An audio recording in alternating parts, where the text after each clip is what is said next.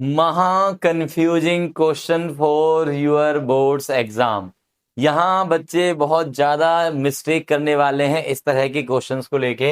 यहाँ पे दिया हुआ है y equals to sine inverse x और x की जो वैल्यू दी हुई है वो दी हुई है -1 से 0। तो रेंज ऑफ y यानी कि range of sine inverse x बतानी है।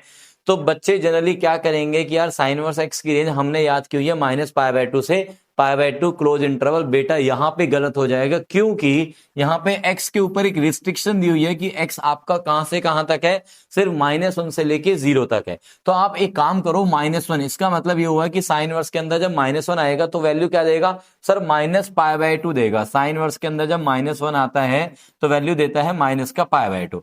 अच्छा, जब 0 आता है तो वैल्यू क्या देता है आपके पास, साइन इनवर्स 0 देता है 0 वैल्यू। इसका मतलब आपका जो आंसर चलेगा वो -π/2 से लेके 0 तक चलेगा। इनफैक्ट मैं ये बात बता देता हूं कि साइन इनवर्स x में ना x के 2 पार्ट्स बना दो। ये एक बिल्कुल अंडरस्टैंडिंग ये है कि -1 से 0 और 0 से 1, ये 2 पार्ट्स बना दिए, क्योंकि x की जो वैल्यू होती है वो -1 से 1 तक होती है, जिसको मैंने 2 पार्ट्स में डिवाइड कर दिया। अब क्या होगा, -1 से 0 के बीच में जो रेंज आएगी वो आएगी -π/2 से 0, और यहां पे आएगा 0 से π/2। बात समझेगा?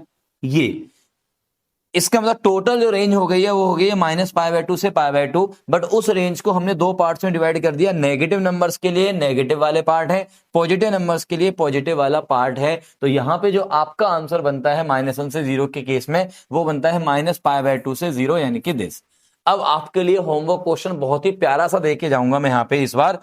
तो हमारे पास क्या होगा कि अगर ये function y equals to cos inverse x होता और उसमें जो x की वैल्यू होती वो होती 0 से लेके 1 तक, तो आपको अब बताना है कि y की जो वैल्यू है यानी कि y की जो रेंज है वो क्या होगी, वो कौन सा इंटरवल होगा, वो आपको कमेंट करके बताना है। इसके लिए ऑल द बेस्ट।